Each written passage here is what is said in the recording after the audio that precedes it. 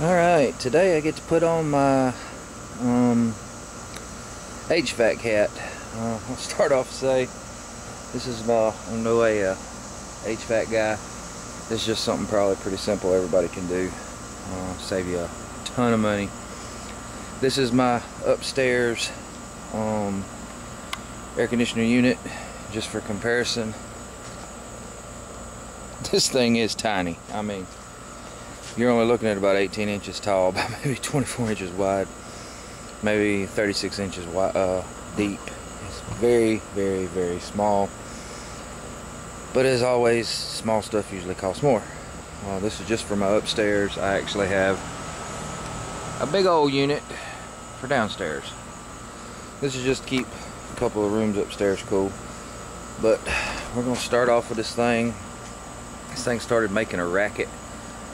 My wife called me and said, hey, air conditioner's not sounding right. It's making a weird,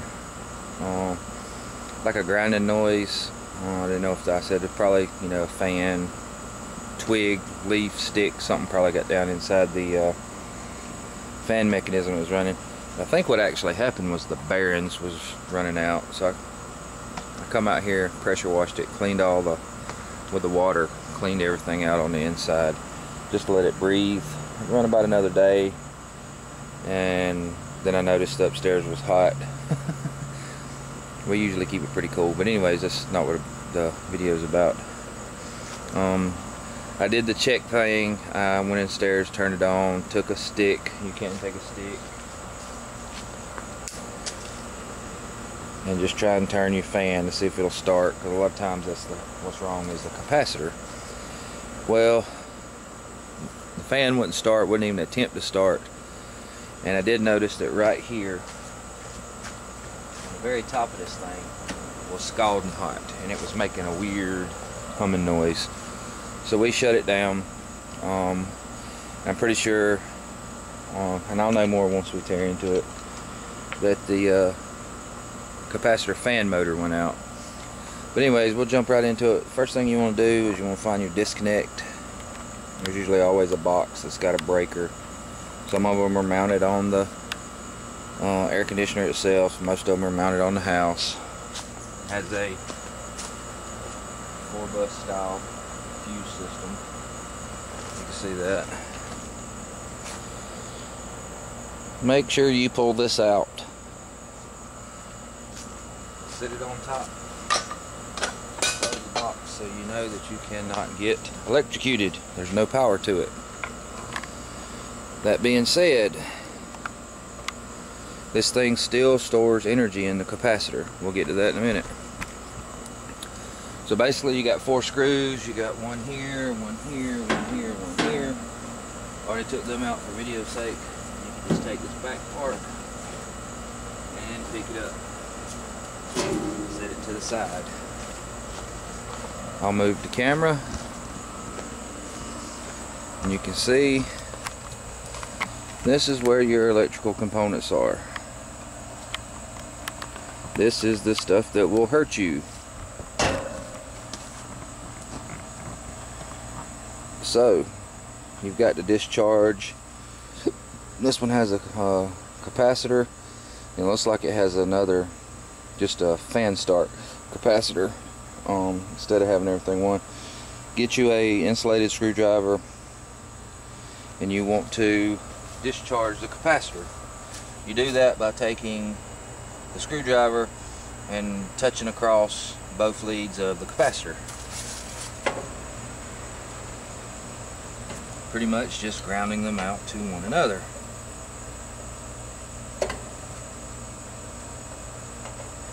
Kind of hard to get into. Basically, you just want to be able to touch. If you can't do it with one, get 2.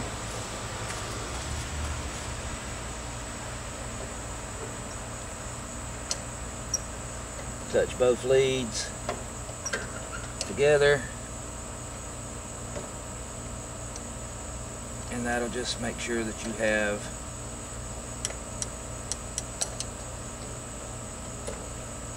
no stored energy that's going to give you a bad day.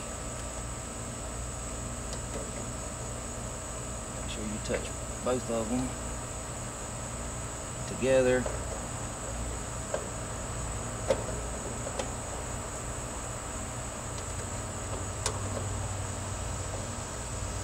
Now we'll ground out any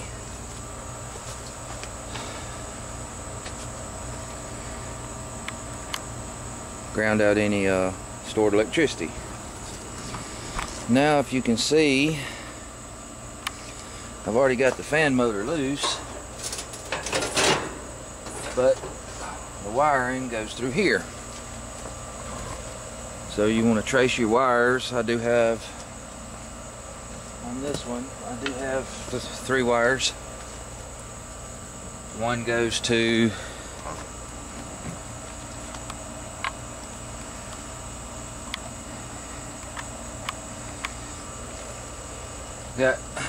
and I've already traced them down, so I've got a brown that goes to this capacitor. I'm going to unplug it, and then I have an orange that goes to this other lead.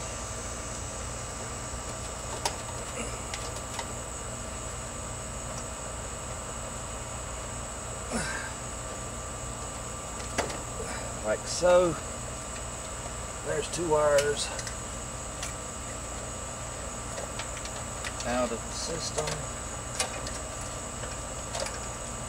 It goes just to the motor.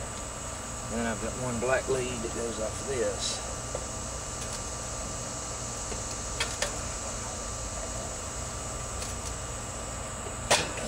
Alright. That frees our motor. I will have to take off this little, a lot of times you have a screw right here to hold your wiring harness in place. Then I should be able to just feed my wires out.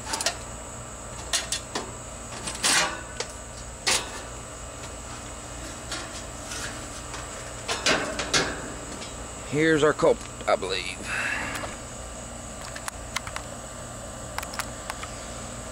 We have to take this motor off, replace it, but there's no way for me to get the one ahead of time, so I had to take all this apart. Then you can get your numbers off of the motor right there, and make sure that you buy the direct replacement.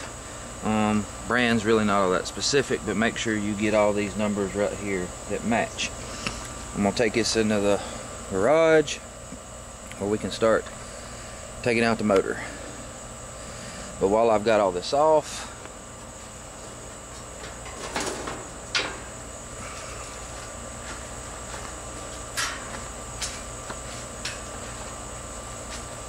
you see there's a ton of nastiness in there. So I'm basically just going to clean all that out, and then clean all that out, I'll probably go get the shop vac and suck it all out. This part here, really good. You can just wash it out with the garden hose, but since I got it all apart, I figured I'd clean it all up while I'm here. Then all I'm going to do is, once I got it all clean, is I'll put the cover back on this. Once I take the motor out, I will put the cover back on this while I'm ordering a motor. Alright. Alright, now just grab your shop vac and vacuum all that crap out of the top. You want to get all up in here and most of the stuff down around in here so we can clean our coils.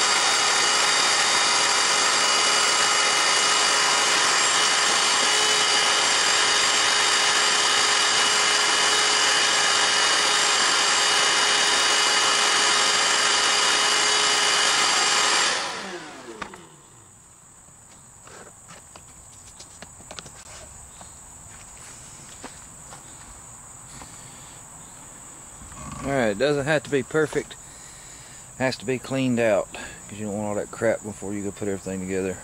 And this will also be a good time if you need to do any painting. I know a lot of times people paint their capacitor, their condenser and all that.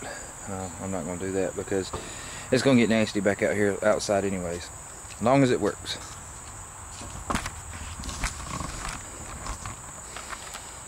I do, however, want to keep all this relatively dry. It's got a seal around it.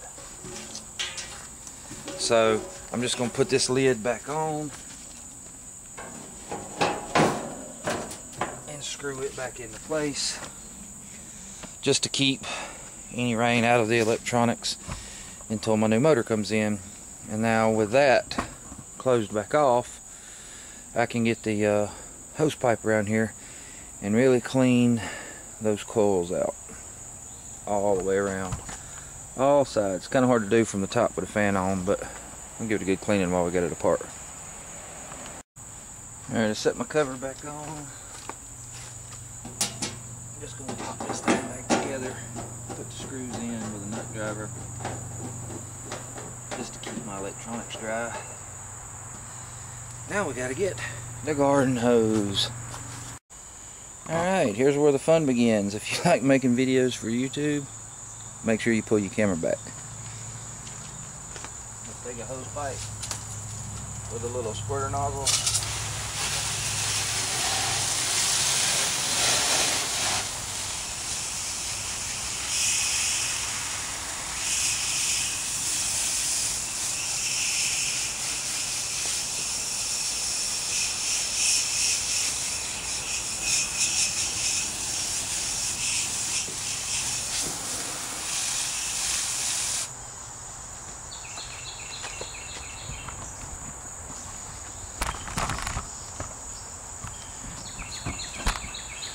You see it's relatively clean, but all up inside these little louvers, when you cut grass and rain and stuff gets it off in here, you'll see all the stuff as it's coming out.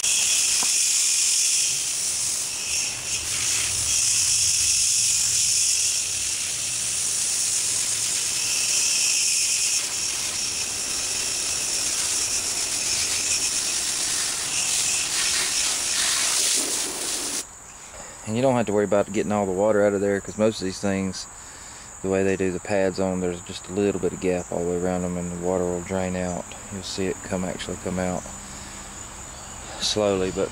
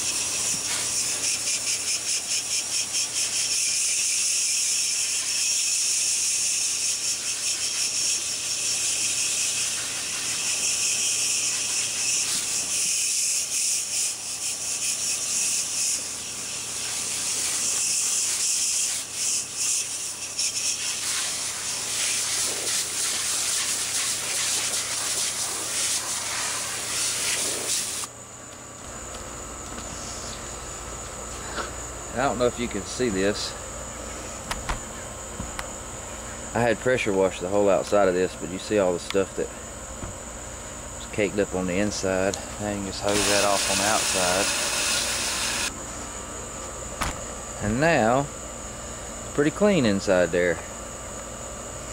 You're going to have a residual, little bit of water that has to drain off, but I got to order the new fan motor anyways, and it's probably going to rain, so I'm just going to leave that open until I get the motor off and put the cap back on.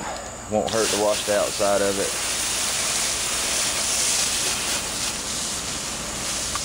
In fact, it's a good time, once everything's dry, go in and address. You can paint those rust spots. It'll make your casing last a little bit longer. you know, if you so desire. Alright, now we gotta go get the motor out.